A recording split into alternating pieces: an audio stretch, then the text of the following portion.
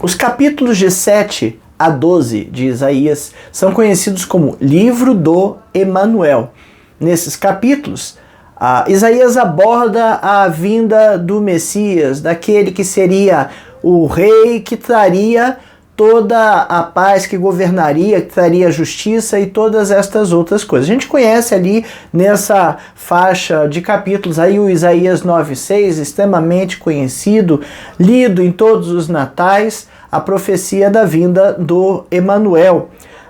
Mas não só a profecia da vinda do Emanuel em si, esse trecho, essa parte, esse livro do Emanuel, ele tem por objetivo repreender a nação sobre a indiferença do plano de Deus para a nação de Israel. Israel como um todo, Israel e Judá, agora nesse contexto.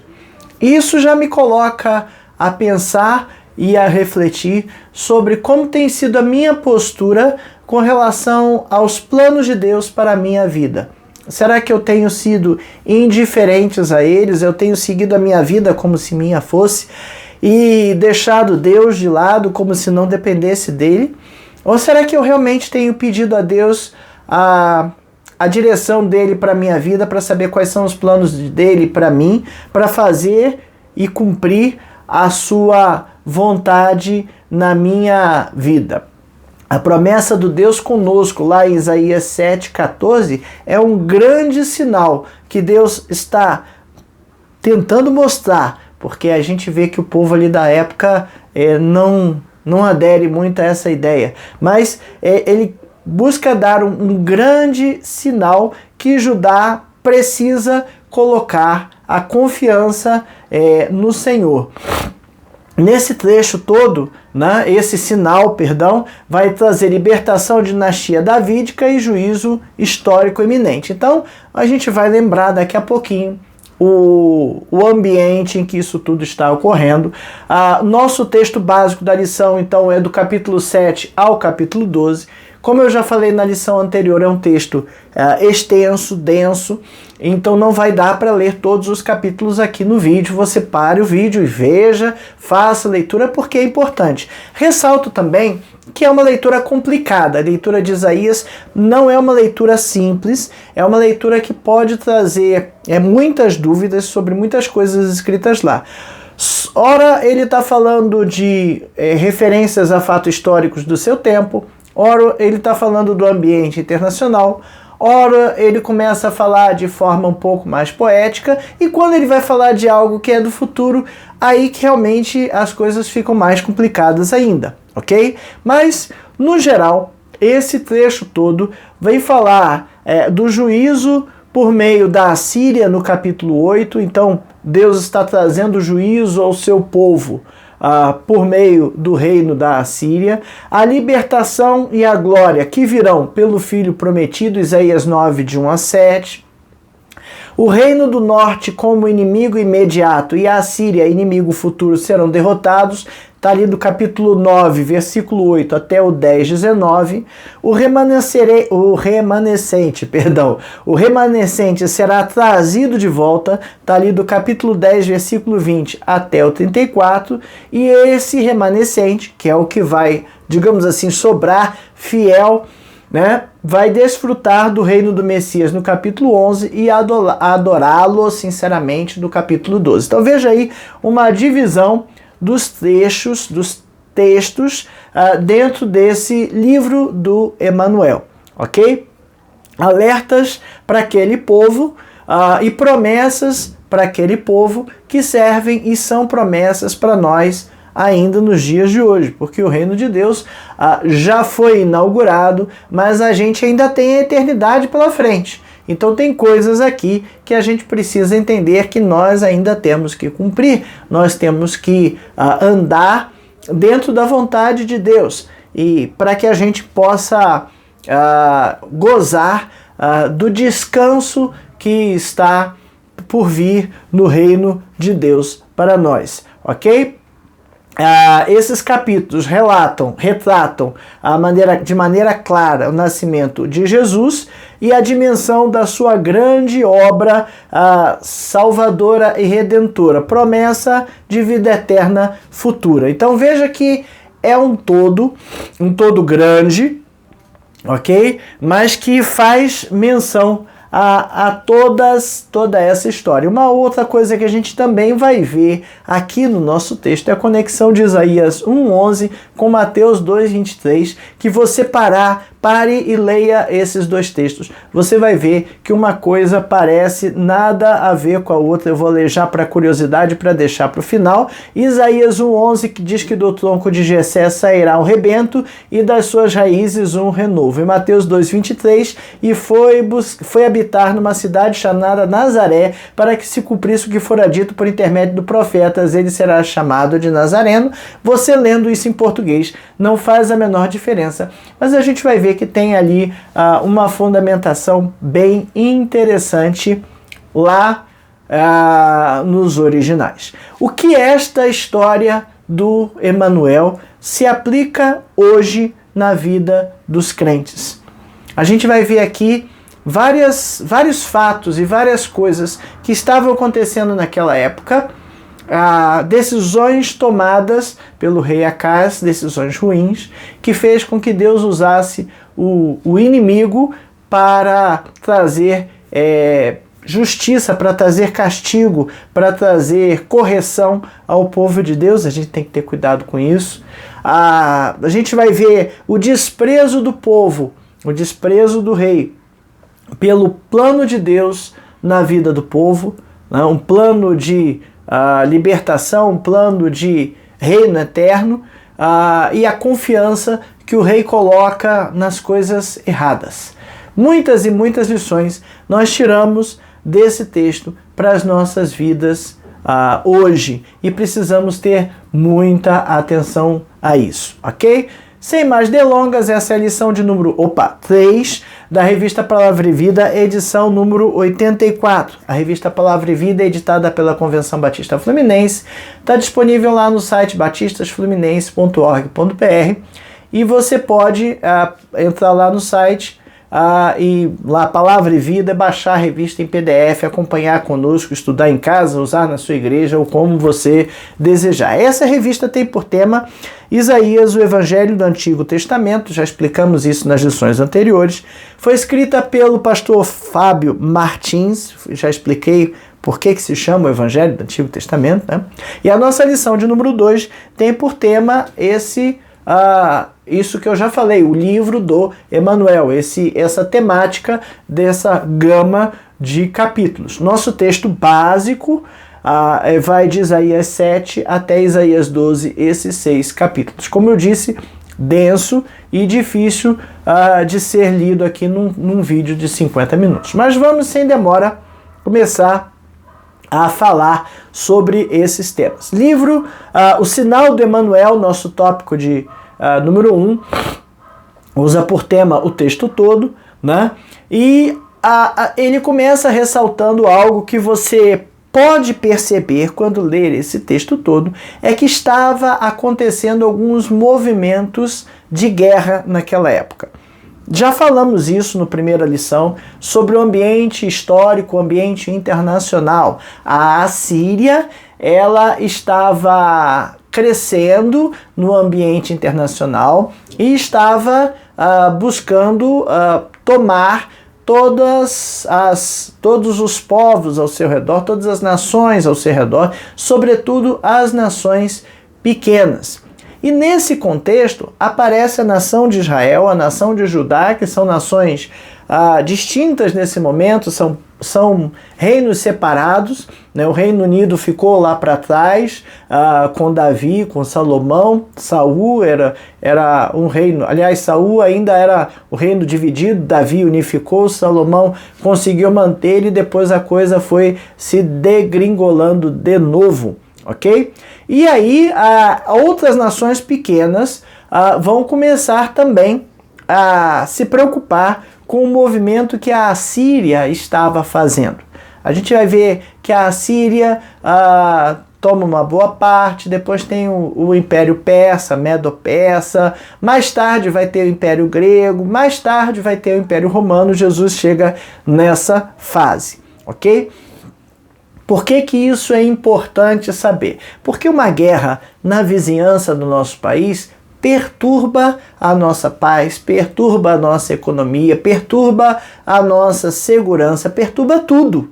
Perturba tudo, cria preocupações para todo o mundo. Hoje a gente está vendo duas guerras de vulto acontecendo no mundo, a Ucrânia e a Rússia, e a Israel contra o Hezbollah lá e o grupo lá esqueci o nome do país do lado, triste, né? Israel em guerra, Ucrânia e Rússia em guerra, e por conta disso algumas coisas têm sido afetadas, ok? Qual a importância disso? É que a gente está bem longe de lá. Mas mesmo assim, a gente já viu faltar semicondutores, a gente já viu técnicas de guerra que estão sendo usadas lá na Ucrânia começar a ser usado pela bandidagem aqui. A gente está vendo influências a nível mundial e algumas influências econômicas. Algumas coisas faltam, a economia começa a tremer e algumas coisas ficam mais caras. A gente viu isso, não era nem guerra, na pandemia, né? A economia na pandemia foi afetada. Então quando eu tenho na minha vizinhança guerra, tudo muda, porque eu preciso ficar preocupado com os países que estão brigando, eu preciso ficar preocupado com a economia, com a segurança do meu povo, com os deslocamentos que são feitos ali nas redondezas e tudo mais. E aconteceu de 735 a 732 a.C. a guerra sírio-efraimita, porque países pequenos como Israel e Judá e também a Síria precisavam lidar com esta situação da Assíria, tá certo? Assíria e Síria, não confunda, são dois países diferentes. E aí a gente tem aí o relato de que Rezim e Peca, reis da Síria e de Israel, eles queriam fazer uma aliança com o rei Acaz, que era o rei de Judá, para que os três fossem impedir a Assíria de tomar Israel, Judá e Síria, ok? E o rei Acaz resolveu ir contra. Está lá em Isaías 7, versículos 1 e 2. Sucedeu nos dias de Acaz, filho de Jotão, filho de Uzias, rei de Judá, que Rezim, rei da Síria, e Peca, filho de Remalias, rei de Israel, subiram a Jerusalém para pelejarem contra ela, porque não prevaleceram contra ela. Deu-se o aviso à casa de Davi, a Síria está aliada com Efraim. Então ficou agitado o coração de Acaz e o coração do seu povo, como se agitam as árvores do bosque com o vento. Perceba que o Israel de Deus está brigando contra o Israel de Deus. Pior, a tribo de Efraim está se unindo a um povo estrangeiro, coisa que Deus não aprovava, para brigar contra Judá. Então, veja que a coisa está indo pelo caminho errado, ok? E aí, Isaías vem com uma profecia. Então, a frase que o nosso comentarista fala é assim, a fim de encorajar o rei, Isaías 7, de 4 a 9, e fortalecer a sua fé, Isaías oferece um sinal que é recusado por Acaz, 7:12, pois havia decidido confiar na Síria, 2 Reis 16, de 7 a 8. O Senhor, no entanto, lhe envia um sinal. Uma virgem iria conceber e dar à luz a um filho e chamá-lo de Emanuel, Isaías 7, de 14 a 16. Então vamos lá. A fim de encorajar o rei, Isaías 7, do 4 ao 9, diz assim: E diz-lhe, acautela-te e aquieta-te, não temas, nem se desanime o teu coração por causa desses dois tocos de tições fumegantes, por causa do ardor da ira de Rezim e da Síria do filho de Remalias. Porquanto a Síria resolveu fazer-te mal, bem como Efraim e o filho de Remalias, dizendo, subamos contra Judá. e amedrontemo-lo e conquistemo-os para nós, e façamos reinar no meio dele o filho de Tabeal. Assim diz o Senhor Deus: isto não subsistirá, nem tampouco acontecerá, mas a capital da Síria será Damasco, e o cabeça de Damasco Rezim. E dentro de 65 anos Efraim será destruído, deixará de ser povo. Entretanto, a capital de Efraim será Samaria, e o cabeça da Samaria, o filho de Remalias. E não, se não o credes, certamente não permanecereis. Então, Isaías está fazendo uma profecia falando para o rei Acaz que esses dois não vão subsistir, ok? Porém, Acaz recusa isso, está lá no 7:12. 7:12 eu não copiei aqui, ele só disse que Acaz resolveu dizer que não ia. Achei que tinha copiado, não copiei. Né? Ele resolveu dizer que não ia. E, na realidade, 2 Reis 16, do 7 a 8, diz assim: Acaz enviou mensageiros a Tiglat-Pileser, rei da Assíria, dizendo: eu sou teu servo e teu filho. Sobe e livra-me do poder do rei da Síria e do poder do rei de Israel, para que se levantam contra mim. Tomou Acaz a prata e o ouro que se acharam na casa do Senhor e nos tesouros da casa do rei, e mandou de presente ao rei da Síria. A gente vê umas coisas aqui que não fazem o menor sentido. Como Acaz, da tribo de Judá, faria acordo com a Assíria contra Israel. Está fazendo acordo com aquele que não teme a Deus. Está fazendo acordo com a pessoa errada. Pior, se colocou como servo deles. Ele não é mais servo de Deus. Deixou Deus de lado. Pior ainda, pegou tesouros da casa do Senhor para mandar como presentes. Coisas que eram entendidas como santificadas, separadas para Deus. E ele foi e mandou como presente para uma tribo, para um povo, incrédulo, um povo que era idólatra. Que coisa horrível Acaz fez aqui. Ele recusou não só a promessa, como também recusou Deus, deixou Deus de lado. E eu já começo a pensar aqui também uma outra coisa.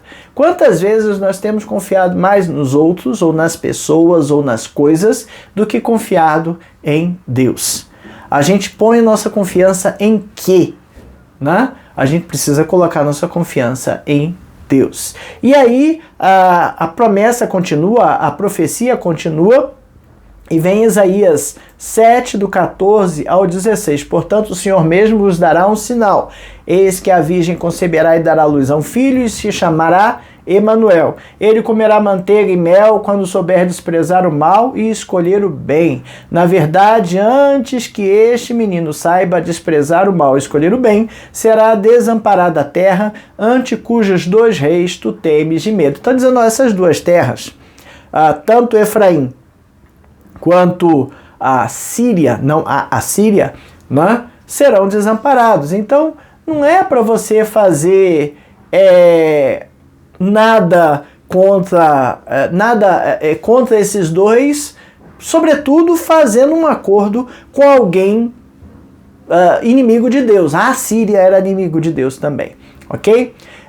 E aí tem a promessa do Emanuel, aquele que a virgem conceberá e dará à luz a um filho e se chamará Emanuel. Em cima desta profecia aqui, existem algumas discussões, ok? Nós acreditamos sim que se trata de Jesus. Porém, quando você vai para o texto bíblico, o que está escrito e faz uma tradução ali literal daquele tempo, você vai perceber que dá margem a alguns debates, ok? Então, o nascimento virginal do Emanuel, ele sempre gerou debates, até mesmo porque é um fato extraordinário, sobrenatural, que não tem nenhuma explicação científica naquele tempo, nem nos nossos tempos hoje. E aí, isso sempre cria dúvidas, sempre cria sempre é motivo de debates entre o povo, ok? E o termo hebraico, o debate aqui é o seguinte, o termo hebraico que Isaías usa, foi traduzido aqui para o português como mulher virgem, né? Alma significa mulher jovem, não necessariamente virgem, né? Séculos mais tarde, na tradução grega, então lá quando foi feita a Septuaginta, lembra lá? Muitos séculos depois, antes de Cristo ainda, 70 sábios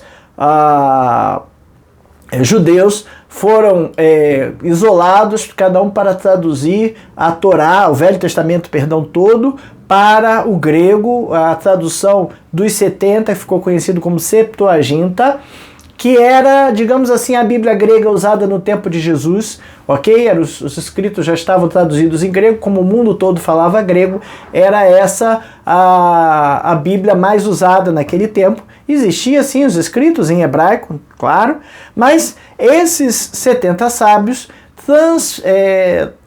traduziram, né, a palavra alma para partenos, que quer dizer virgem. Ou seja, os 70 entenderam, ou entendiam, ou tinham uma tradução, uma tradição, né, tinha a interpretação antiga ou alguma coisa assim, que entendia que a palavra deveria ser virgem, ok? Então a questão que surge é a promessa que foi feita para Acais. Se cumpriu no tempo de Acais ou se cumpriu no Novo Testamento? Quanto que essa promessa se cumpriu? Quanto que essa profecia se cumpriu? No tempo de Acais, seria uma ideia entender que foi no tempo de Acais, porque já que era um sinal para ele precisaria ver.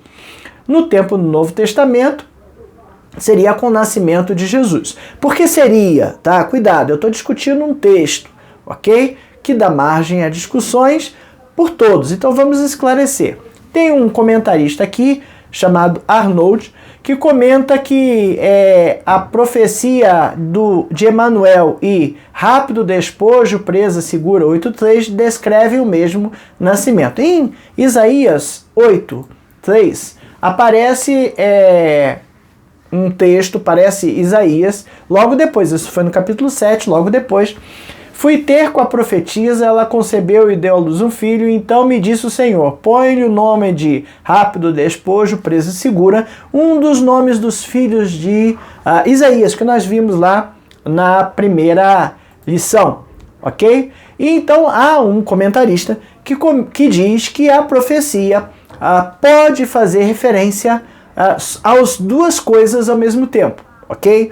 Não é incomum a gente entender algo de Deus e esse algo de Deus se realiza no nosso tempo e vai se realizar depois. Então várias profecias, o que Jesus mesmo disse sobre os sinais do fim do mundo se realizam de tempos em tempos. Ele falou de mortes, terremotos, fomes, guerras e doenças, e a gente vê que de tempos em tempos aparecem coisas grandes e globais a respeito disso. A gente viu a pandemia agora em 2020 e ficou muito comentado que 100 anos antes teve a gripe espanhola, que também foi uma pandemia a nível mundial, ok? São cumprimentos da profecia? São cumprimentos de profecia em nosso tempo.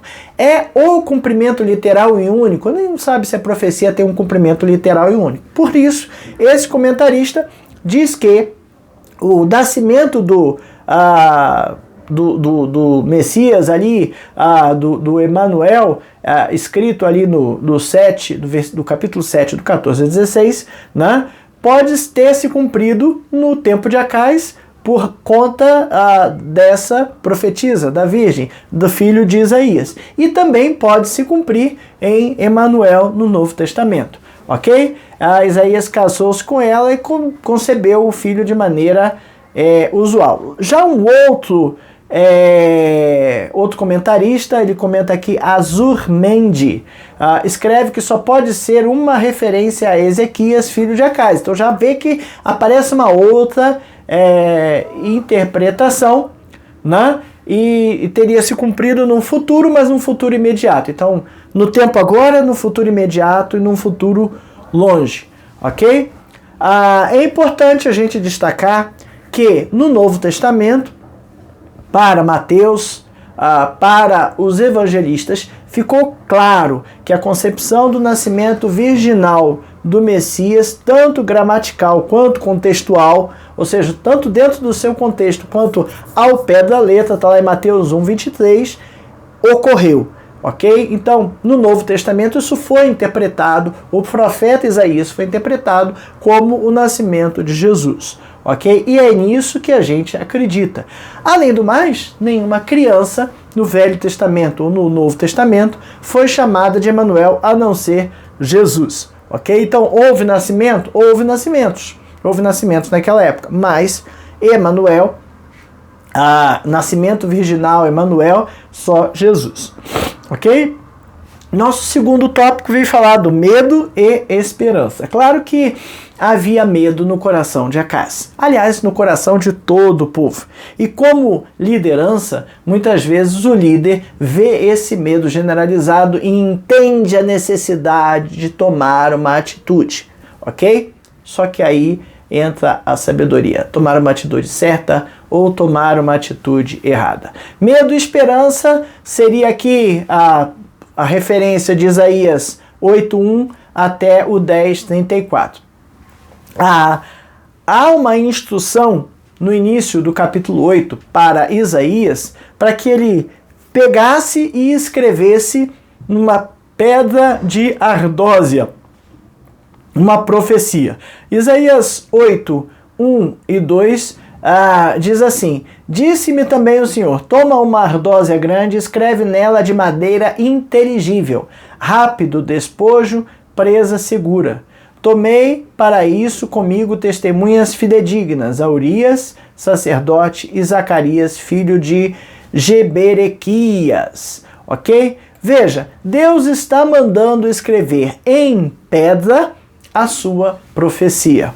Tem um significado muito bacana nisso aí. Porque quando Deus promete uma coisa, Ele vai cumprir. Você pode esquecer, mas Ele não vai esquecer. Então você precisa registrar estas coisas de forma muito clara.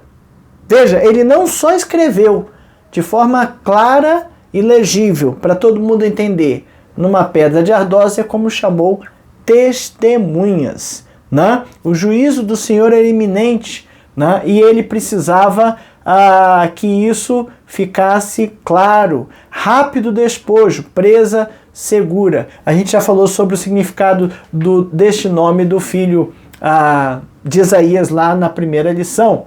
Ok? O nome do filho do profeta aponta para um sinal do juízo que virá.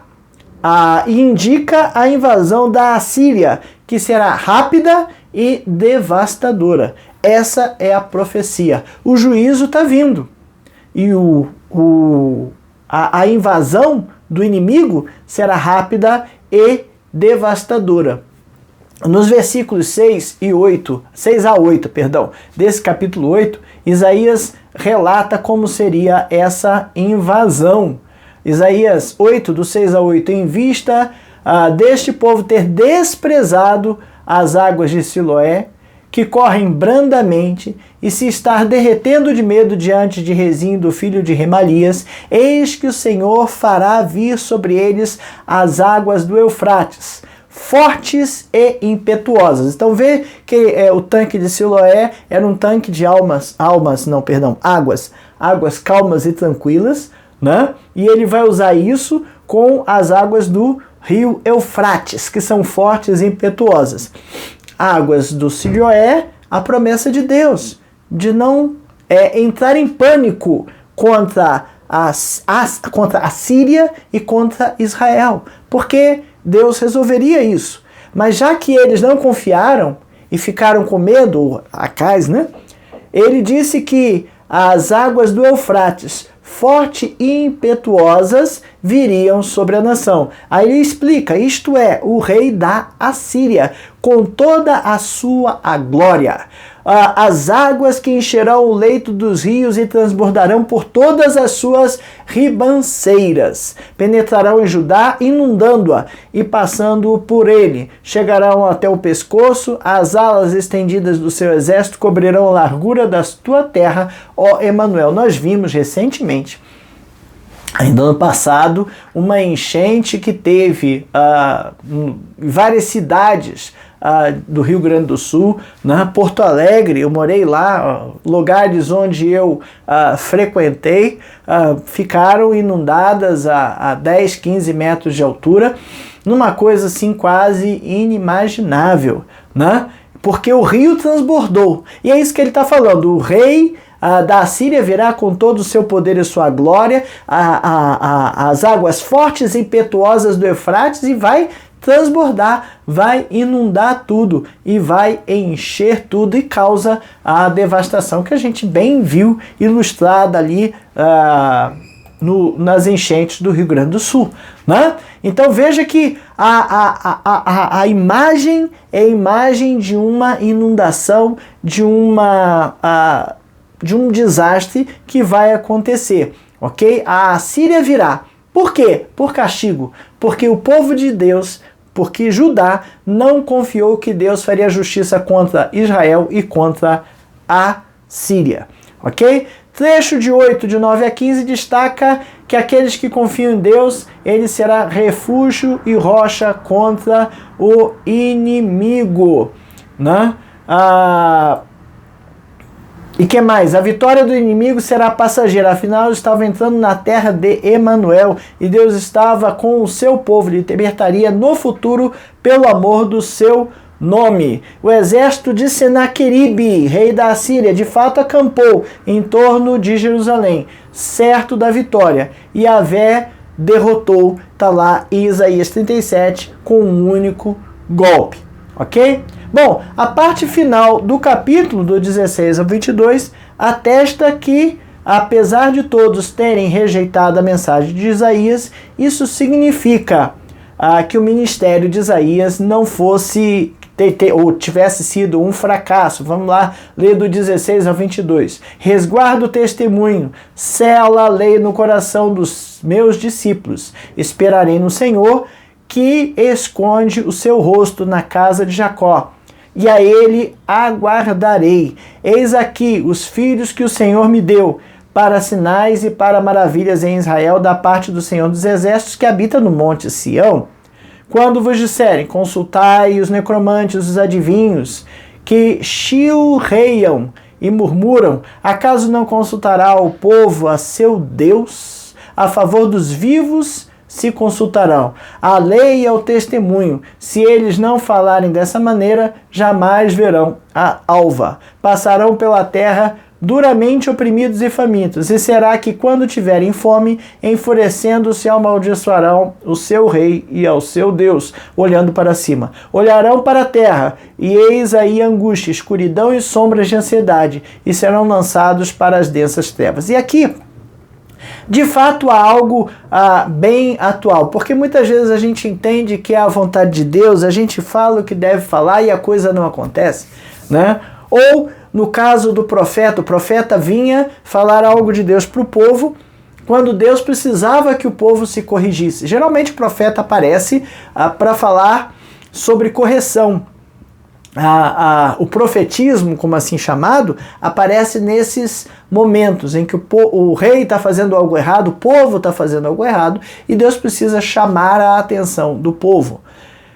E muitas vezes o profeta não é ouvido, né? Então parece que o ministério dele fracassou, porque a tentativa dele falar, ou a tentativa de Deus falar através dele, é que o povo se corrija para evitar o castigo que viria, né? E há uma sensação de fracasso quando o profeta profetiza e o povo não acata, né?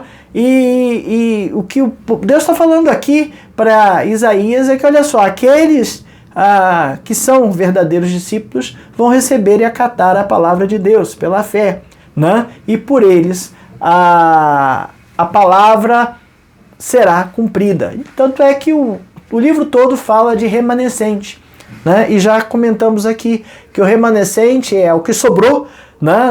O significado ao pé da letra dessa palavra é o que sobrou, mas na realidade significa o quê? Significa que aquele que sobrou, mas aquele que ficou fiel, porque Deus vai passar o rodo ali, vai exterminar todos os infiéis, mas aquele que sobrou fiel, remanescente, sim, esse entrará no gozo, no descanso, na glória dos céus, ok? Isaías já aprendeu, como os salmistas, a esperar no Senhor. A mensagem de esperança e redenção, então, é evidente no capítulo 9.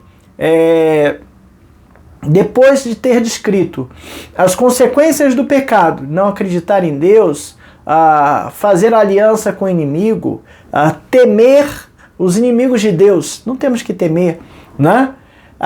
E a invasão à Síria, o profeta traz uma promessa de restauração, de luz e restauração, anunciando o Messias. Tanto é que você conhece muito bem Isaías 9:2, o povo que andava em trevas viu grande luz. O povo andava em trevas, o povo andava na escuridão, tempos tenebrosos, de medo, de assombro, de temor, né? E aí Deus vem e vai substituir o medo, o temor, o assombro por alegria, descanso e sossego. Olha lá o que fala Isaías 9, do 2 ao 6. O povo que andava em trevas viu grande luz, e aos que viviam na região das sombras da morte resplandeceu-lhes a luz. Tens multiplicado este povo, a alegria lhe aumentaste. Alegram-se eles diante de ti, como se alegram na ceifa e como exultam quando repartem os despojos. Porque tu quebraste o jugo que pesava sobre eles, a vara que lhes feria os ombros e o cetro do seu opressor, como no dia dos midianitas. Porque toda bota com que anda o guerreiro no tumulto da batalha e toda veste revolvida em sangue serão queimadas, servirão de pasto ao fogo. Porque o menino nos nasceu, um filho se nos deu, e o governo está sobre os seus ombros, e o seu nome será maravilhoso, conselheiro, Deus forte, Pai da eternidade e príncipe da paz. É conhecidíssimo esse versículo, mas ele está falando sobre uma mudança radical do tempo, ok? O tempo que era um tempo de trevas, um tempo de medo, um tempo de pavor, ameaça internacional de um povo, né? E os seus irmãos, Israel, se associam à Síria e vêm fazer guerra também contra ele, né? E apesar do rei Acaz fazer tudo errado e lá tentar se associar com um povo incrédulo, Deus haverá de trazer luz, ok? A descrição do menino de natureza divina, missão do Messias, príncipe da paz, né? E a verdadeira restauração. Muito mais do que a restauração do povo de Israel como um povo de Deus, mas a restauração do povo de Israel como um povo que agora tem de volta a sua comunhão com Deus, fazendo referência, lembrando lá da comunhão entre Deus e o homem que foi quebrada no pecado de Adão. Ok? Terceiro tópico, vamos matar a nossa curiosidade, né? O que tem a ver Isaías 11:1 com Mateus 2:23? Bom, o trecho de 9:8, Isaías 9, versículo 8, até o final do capítulo 10, registra profecias contra o reino de Israel e contra o reino e contra a Assíria, ok? E é importante a gente entender essas profecias porque refletem-se nos capítulos 11 e 12, ok? E há um contraste muito interessante entre o final do capítulo 10 para o início do capítulo 11. Vamos ver lá? O final do capítulo 10, versículos 33 e 34, fala assim: Mas eis que o Senhor dos exércitos, cortará os ramos com violência, as árvores de alto porte serão derribadas, e as altivas serão abatidas. Cortará com o ferro as brenhas da floresta, e o Líbano cairá pela mão de um poderoso. Tá fazendo devastação de uma floresta. E aí no capítulo seguinte, o primeiro versículo, do tronco de Jessé sairá um rebento, né? um broto, né? E das suas raízes um renovo. Então veja que tem um cenário de uma destruição de floresta e um cenário de algo novo aparecendo ali no início. Esse contraste é bem interessante. Essa floresta que Deus, que Isaías está dizendo que Deus vai devastar, não é um crime ambiental, por favor, é uma ilustração, faz referência ao orgulho assírio sendo destruído. Então, o império assírio, que vem com força, com poder, que Deus está usando para castigar o povo, tá? Está usando para castigar o povo. Mas esse orgulho será derrubado. Por quê? Porque eles estavam se orgulhando de serem machado de Deus para disciplinar Israel. Isaías 10, 15. Porventura gloriar-se-á o machado contra o que corta com ele? Ou presumirá a serra contra o que a maneja? Seria isso como se a vara brandisse os que levantam, ou o bastão levantasse a mão a quem não é pau. Ou seja, está dizendo que o instrumento está se gloriando pelo que fez, né? Quando aquele que usou o instrumento é quem de fato fez. Quem corta uma árvore com machado não fez nada, ele é só um instrumento. Quem serra algo com uma serra, a serra não é nada, é só um instrumento, né? Quem usa um bastão, seja para alguma coisa, para se apoiar, não, bastão não é nada, ele é um instrumento. E a Síria foi um instrumento de Deus. Cuidado, Deus usa vários instrumentos para nos educar, para nos disciplinar. Cuidado, né? Cuidado com isso. Mas Deus iria devastar então essa floresta, no sentido de acabar com o orgulho da Síria. E no contraste, veio um tronco, do tronco da linhagem de Jessé nasceria um renovo.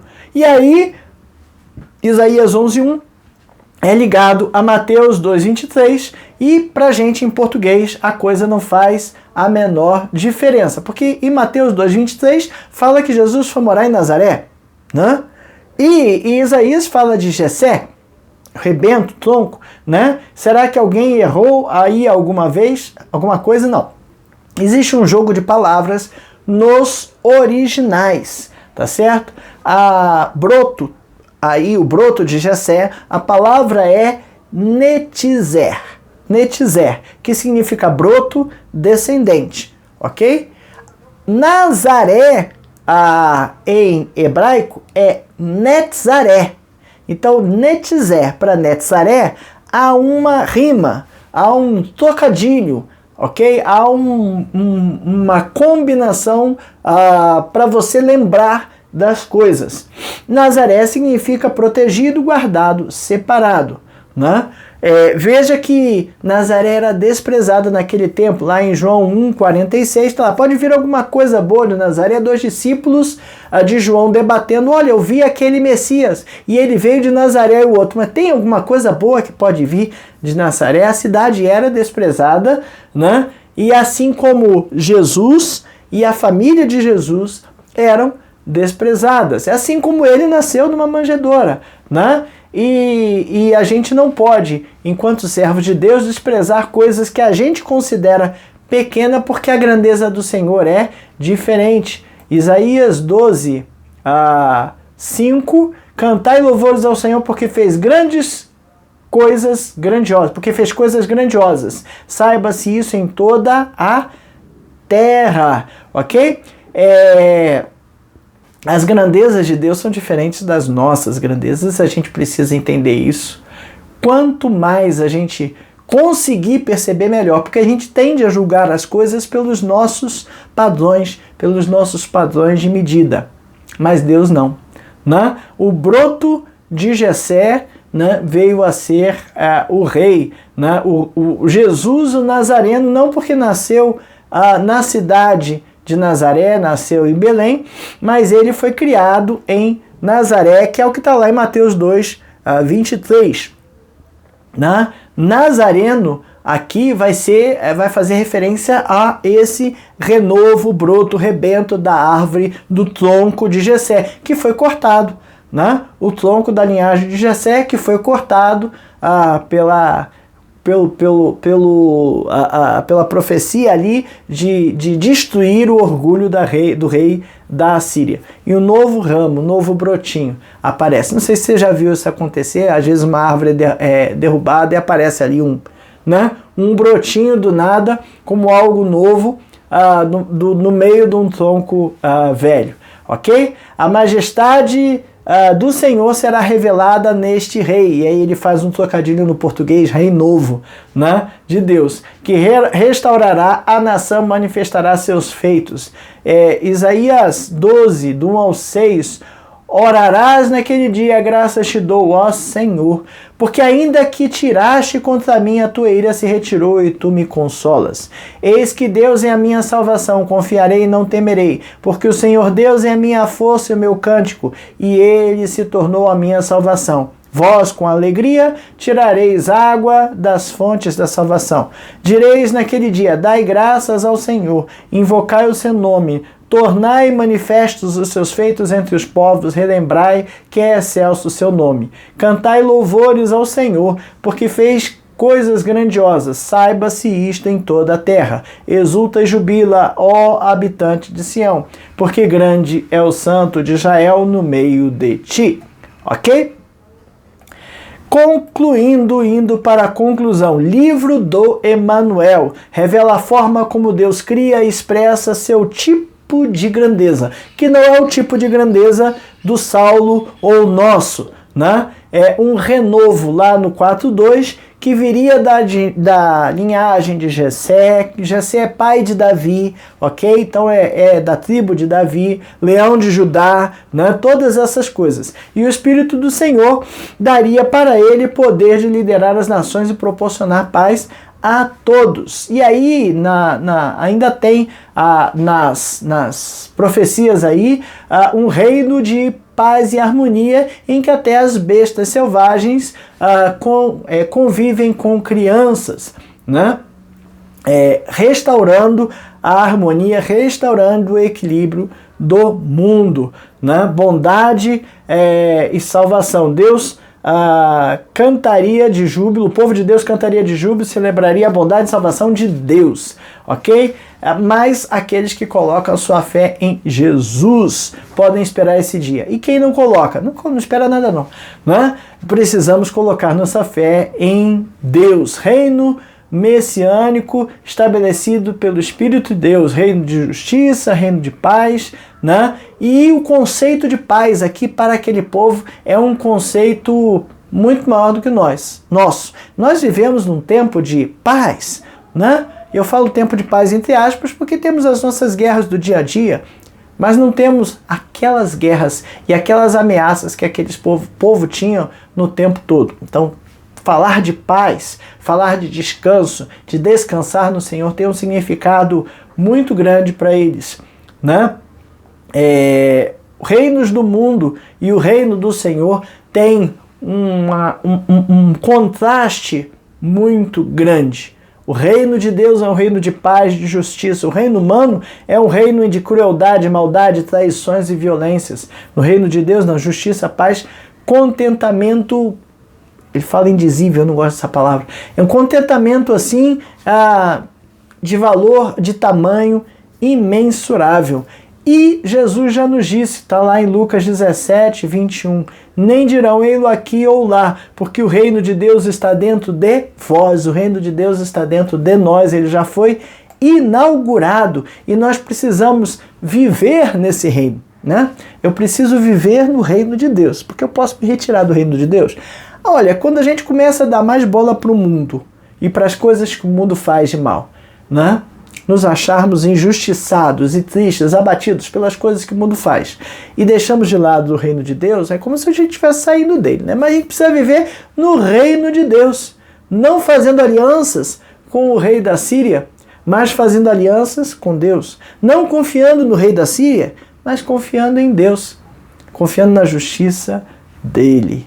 Ok? para pensar em agir como a mensagem do Senhor Jesus tem gerado esperança para a sua vida ou para a minha vida no meio dos obstáculos e desafios que nós enfrentamos. Às vezes a gente pega um negocinho assim tão pequenininho e transforma num elefante, né? E um problema gigantesco.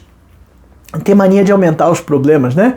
Calma, ora, fala com Deus, né? Vê como Ele resolve. Contraste entre o reino mudando e o reino de Deus. Será que impacta a minha vida? Será que eu tenho sido impactado pelo reino de Deus? E buscado ter uma conduta de justiça, de paz, de esperança, de esperar em Deus na sua solução? Ou será que eu resolvo pelos meus próprios meios? Né? E quais mudanças de atitude você entende que precisam ser implementadas na sua vida? Peraí, li errado. Quais mudanças ou ações eu preciso mudar na minha vida, né? A fim de que o Senhor reine definitivamente. Olha só, ele pensou mesmo que eu, né? Reinar definitivamente, por quê? Porque às vezes eu tiro a coroa dele e entrego para o inimigo. Que coisa feia. Mas a gente precisa consertar isso. A gente precisa estar atento para que Jesus reine definitivamente na minha vida. E você, né? Precisa mudar muita coisa aí? Que Deus nos abençoe, nos ilumine, nos dê força e nos dê direção para conseguir mudar essas coisas, para que o reino de Deus se instale permanentemente em nossas vidas e que Jesus reine permanentemente em nossas vidas.